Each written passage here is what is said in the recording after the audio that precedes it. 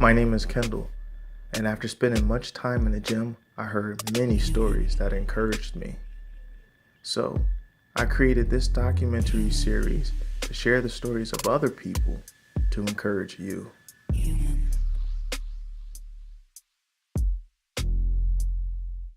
By now, we all know we're built differently, but some people have a hard time accepting this. What's wrong with everyone?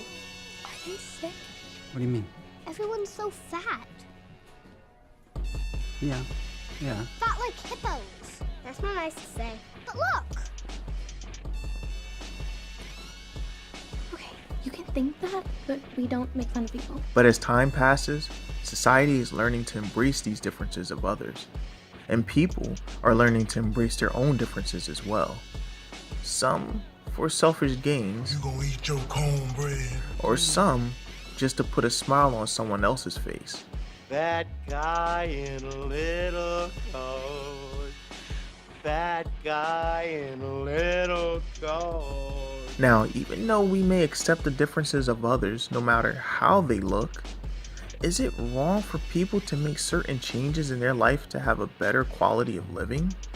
Well, today, you're going to meet a man that made a transformation not for others, but for himself to enjoy a better quality of living. My name is JuanCarlos Salgado. I'm 34 years old. I currently live in New Jersey, and I am a fitness trainer. The beginning of JuanCarlos' fitness journey is unique, but may be common to some. How did I get into fitness? It's a long story. I'm gonna cut it short. I used to be 275, pushing 280. My suit jackets I was up to a 46, 18 neck. And I'll never forget, this was when I was like 23 years old, by the way, right? I'm going up a flight of stairs. I get to the top of the stairs and I almost had a heart attack. I had to literally sit down on the stairs for like 5 minutes to catch my breath before I could continue. That same night, I had on a dress shirt and I had a little cold. I sneeze and my top button flies off. And I'm just looking at myself like, I'm 23 and I'm gigantic. Like, I can't walk up a flight of stairs. I can't fit my clothes. It was so bad, I had to take all of my dress pants and get elastic sewn into the sides because, I couldn't do it. I had elastic getting sewn into the neck of my shirt. So what I was doing was I kept altering everything around me to support my unhealthiness instead of changing myself. So I would change my pants, I would change my shirt. I altered everything else, but I didn't alter myself. So eventually I just got sick of that.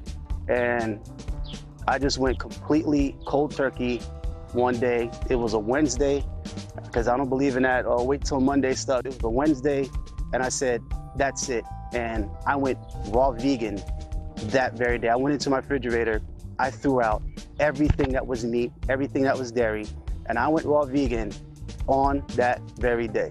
And I did it for 1 year, and I lost all of the weight in 1 year. So that's how I got into fitness. Yeah, so I usually start running like where we parked at the beginning.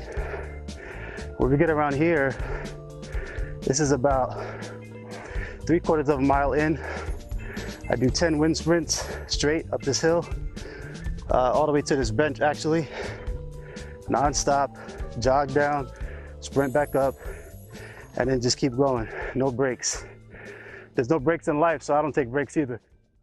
To change your quality of living can be a struggle for many, but for some, it's very discouraging, while for others, it's motivating. Every time I stop here, I like to do 100 pull-ups, 10 over grip, and then 10 under grip. And I just rotate that back and forth till I get to 100. Sometimes I superset with 10 pull-ups, 10 push-ups, depending on how I feel, but I definitely get the pull-ups done.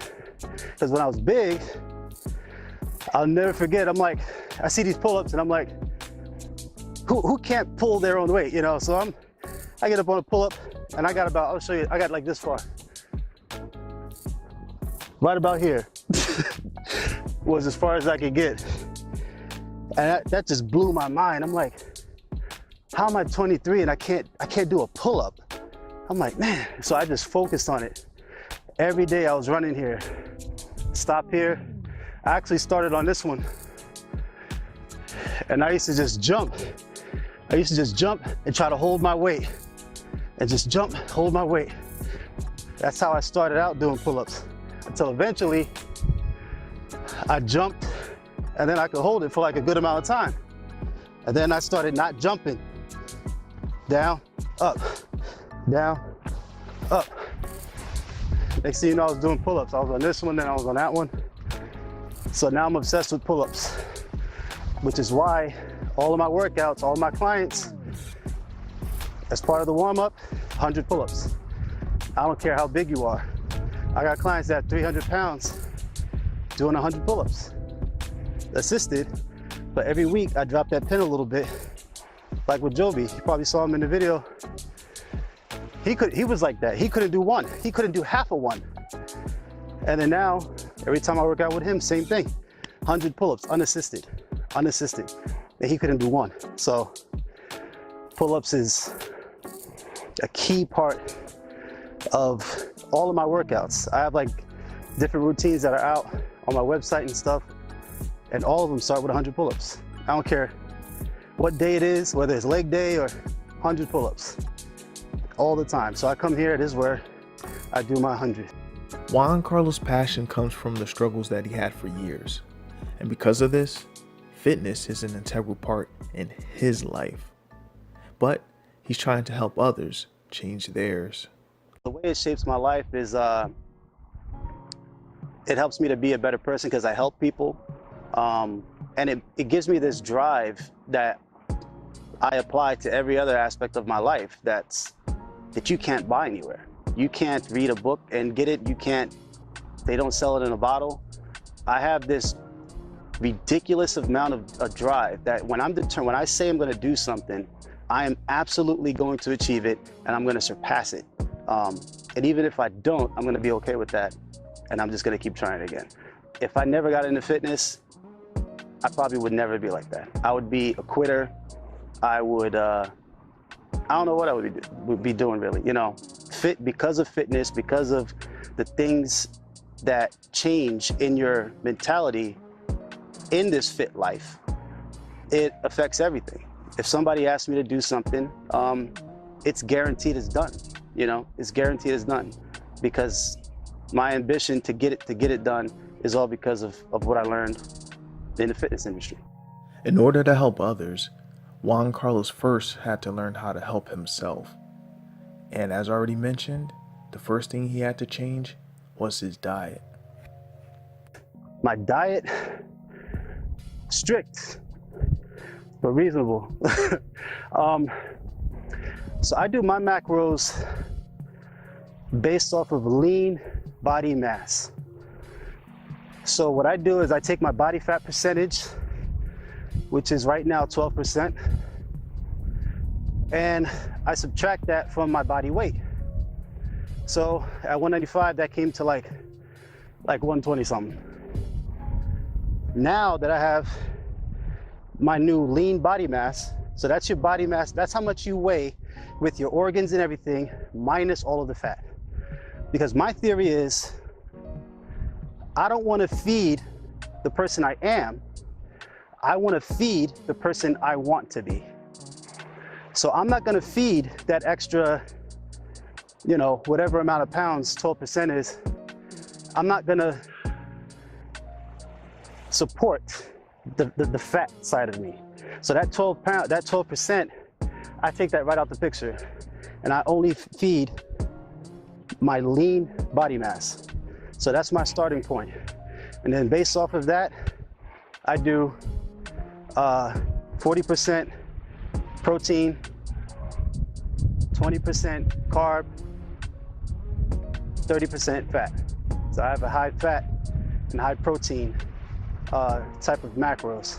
If time is what makes it hard for you to prep your meals in order to have a clean diet, then you can do like JuanCarlos and find a company that preps meals for you, like Spartan Meal Preps NJ does for him.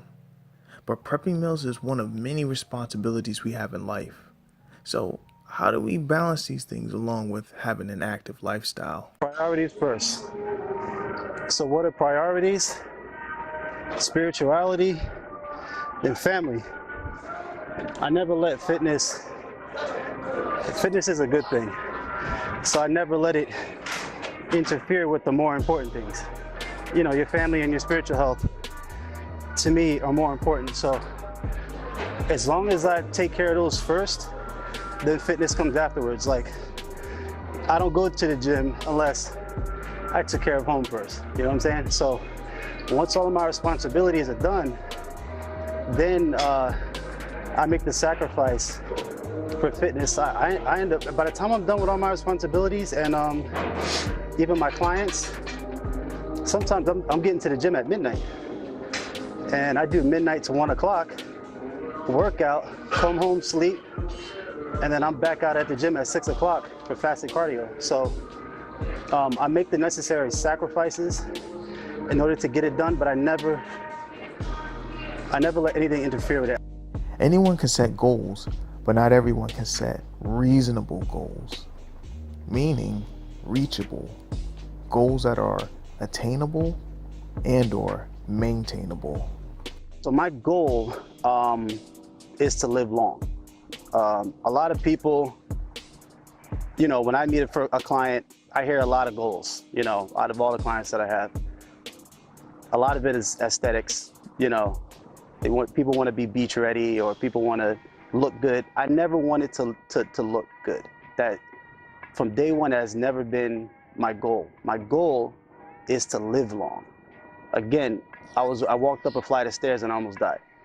I want to be able to do everyday activities with no effort.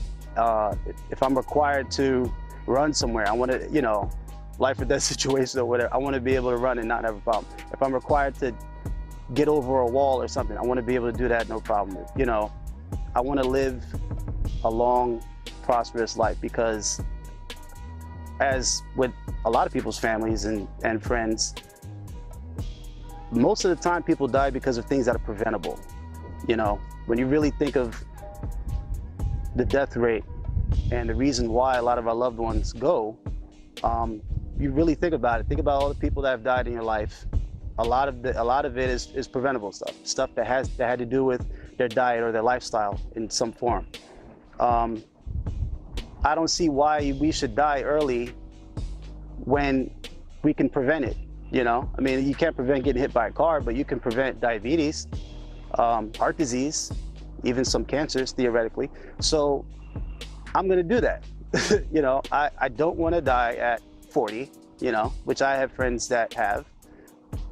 I'm trying to live as long as possible. And so I'm going to do everything it takes in order to do that. And in order to enjoy my life and in order to travel and to see the world and to do all these different things, I don't want health to be a restriction.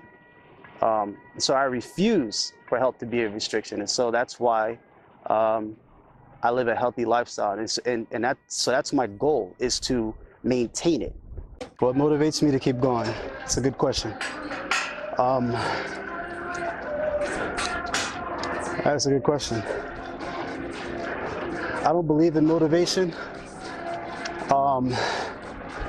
because it's never there when we need it. People say like, oh, I gotta find the motivation. It was never there to begin with.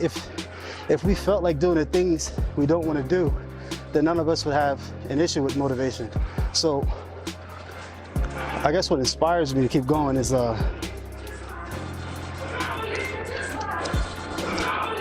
the fact that I'll never forget what I felt like when I was big.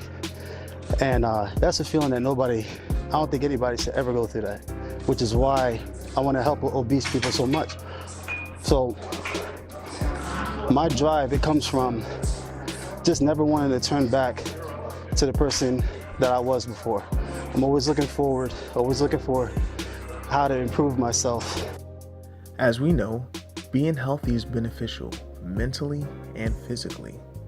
But some don't realize that when you're unhealthy, there's a price to pay in more ways than one. There's things that you don't realize how much stuff involves fitness until you've been on both sides of the spectrum, until you've been overweight and then lost the weight. And then you realize the things that you can do now that you were hindered from, when you're bigger. Even something as simple as how comfortable you are flying on an airplane. You know what I'm saying? You sit on an airplane, and I was 275 on an airplane, like this. Just stuff as simple as that. So now as a thinner person, it's more comfortable to travel. Little things like that throughout life that you take for granted are just a lot easier to do if you're healthy. I went for life insurance the other day. I got $1 million rate for like $50 a month. That's like unheard of. But it was because of my health. According to the insurance company, I was in prime health. But if I was 5 pounds overweight, even by just that much, the margin increased by almost 3 times. It was like $150 if I was just 5 pounds overweight. So the world is not forgiving to unhealthy lifestyle. You pay a price for it, and it's not worth it. It's not worth it. If you were to take a survey and ask people if they would like to be healthy, no doubt majority of them would say yes. But it's one thing to desire something, but it's another to bring it to full fruition. My advice for people trying to live a healthy lifestyle is get out of your head. And what I mean by that is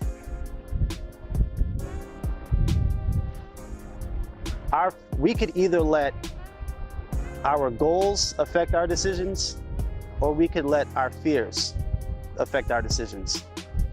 All of that takes place in our mind. Most of the time when people want to lose weight, they want to, but desire means nothing. It takes no effort to have desire, I desire $1 million, but how far is that gonna get me? You know what I mean? So desiring to want to lose weight, like people say, oh, you need to want it. That's not the first step. The first step is action, So you have to get out of your head and stop saying you're going to do something and you need to just do it. At my gym, at my house, in my basement, I have a little gym down there, and it's filled with pig iron. I don't know if you know what, well, you probably know, but most people, pig iron are those the plates with the little hole.